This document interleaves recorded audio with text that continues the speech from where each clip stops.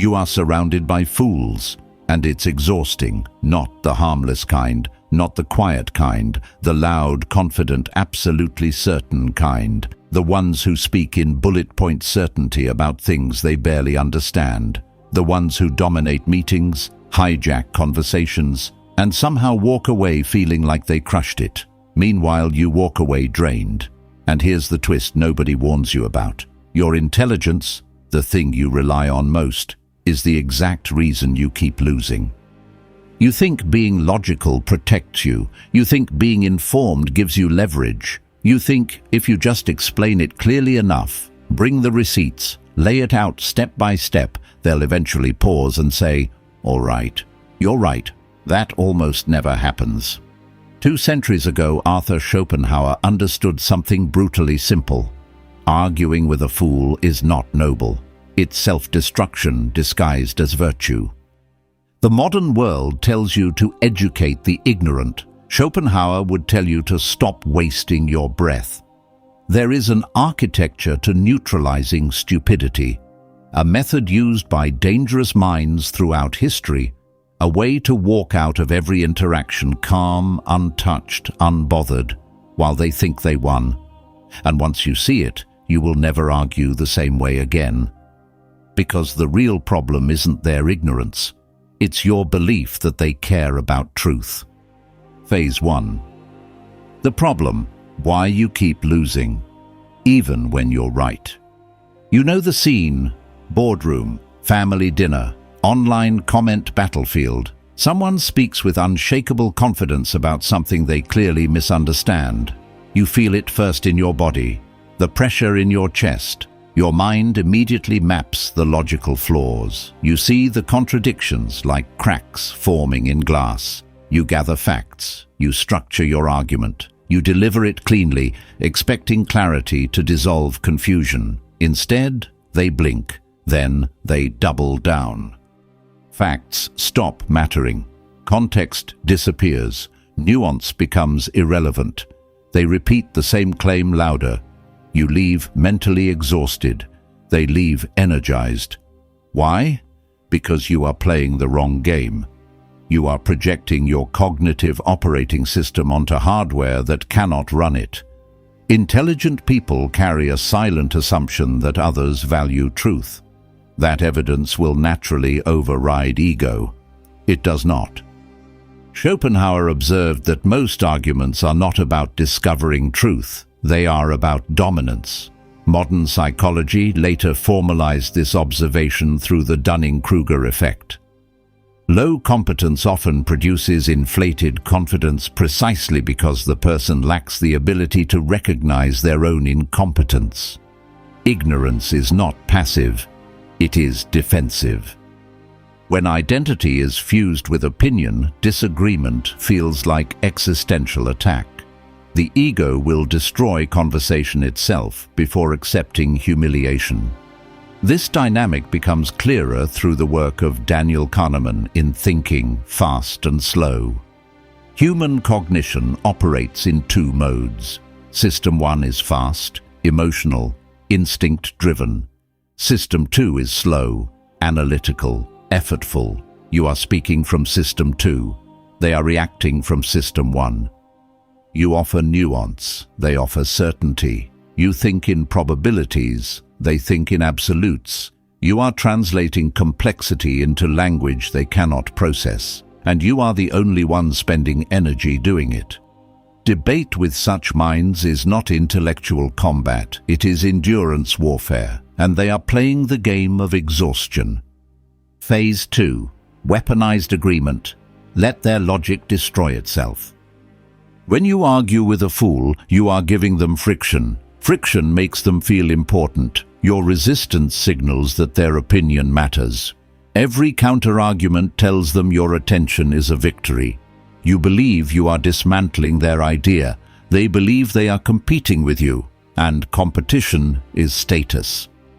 Schopenhauer developed a merciless strategy for this. If someone presents an absurd premise, do not fight it, accelerate it, agree completely, then push the idea to its logical catastrophe. Example: if something is so easy, then yes, Quit the job tomorrow.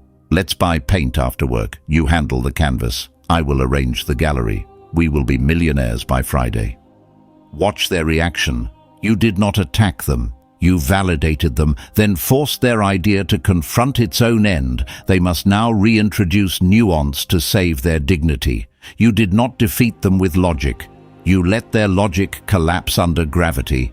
This is energy economics. You step out of the mud and let intellectual physics do the work. The deeper transformation, however, is internal. You must kill your addiction to being right. Why does the acknowledgement of a lesser mind matter? Why do you need validation from someone whose judgment you privately doubt? The moment you drop this dependency, conversations stop controlling your nervous system. Observation replaces reaction. Phase 3. When the fool holds power. The dangerous fool is not the loud stranger. It is the insecure authority. Conspicuous intelligence inside mediocre power structures is often treated as aggression, not because you are hostile, but because you expose insecurity. History repeatedly shows this pattern. The strategist Sima Yi survived under the paranoid regent Cao Shuang by pretending weakness. He acted frail, dropped food, fumbled speech, appeared harmless. The ruler relaxed. Months later, the strategist executed a decisive power takeover. The lesson is simple. Your intelligence is not a badge. It is a concealed weapon. Feed insecure authority figures small superiority signals. Ask for trivial advice. Let them correct harmless details. Thank them publicly. You are not submitting. You are anesthetizing their insecurity. Pride costs you nothing in the short term. Access and positioning matter more. Phase 4. The empathy trap. Sometimes you argue not because you want to win, but because you want to help. You believe if they see the truth, their life will improve. This is the arrogance of empathy. The chronically irrational friend who refuses change but debates economics. The toxic relative who creates chaos but insists others are the problem. You are not saving them. You are exhausting yourself. The cognitive research behind the Dunning-Kruger phenomenon shows a brutal reality. The competence needed to perform a task is often the same competence required to evaluate performance. Incompetence often lacks self-awareness. You cannot force insight into a mind that does not perceive deficiency. People defend their psychological territory like animals defending land. Stop trying to upgrade them. Start managing them. Treat irrational individuals like complex machinery. Respect the danger. Do not place your hands inside the gears. When malfunction appears, you do not argue. You disengage. Phase 5. Psychological quarantine. You cannot avoid foolish people completely, so create distance. When interaction is necessary, operate through what I call the avatar. The avatar is polite, controlled, emotionally neutral, short statements. Interesting perspective. I see what you mean. That's one way to look at it. You are reflecting their energy without absorbing it. The avatar gives them validation without exposing your internal world. Satisfied ego tends to remain quiet. This strategy is especially important inside hierarchical systems where brilliance can trigger retaliation.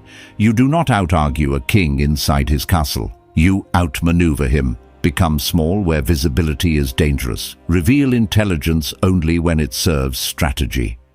Phase 6. From intelligence to power. Intelligent people want correctness. Powerful people want outcomes. Intelligence is knowing you are right. Power is not caring who knows it. Debates rarely change minds. They are social theater performed for audiences already biased. The truly dangerous minds do not seek applause. They design results. Every hour spent debating someone committed to ignorance is an hour stolen from your future. Your attention is strategic capital. Do not trade gold for dirt. Let them believe they won, because the greatest victory is walking forward while they remain trapped inside their own argument. Protect the terrain of your mind. That is where real warfare happens. Final phase, the architect-level truth. The deepest realization is the most uncomfortable. The world is not designed to reward pure truth. It stabilizes around emotional comfort. If you introduce uncompromising clarity into fragile social systems, they will resist you, not because you are wrong, but because you are too sharp for their emotional equilibrium. So stop trying to convert the willfully ignorant. Focus on architectural thinking. Place your intelligence inside environments where competence is rewarded. Speak when silence is stronger. Move when noise is irrelevant. Accept one final truth. You are not here to fix humanity. You are here to build your empire inside a world that will never be perfectly rational. Let the storm exhaust itself. You continue building. Now answer this honestly. How many arguments in your life were actually worth the energy you spent on them? Go down to the comments and write your answer. If this changed the way you understand human behavior, press the like button so this message travels further than the noise. Because somewhere right now, someone is trying to explain truth to someone who does not want it. And maybe this video will save them from that exhaustion. And if you are someone who thinks differently, someone tired of shallow conversation, endless conflict and intellectual noise, then subscribe to this channel. Here, we do not celebrate the loudest voice. We study the mind behind it. Stay sharp, stay observant, and keep building a life that fools cannot touch.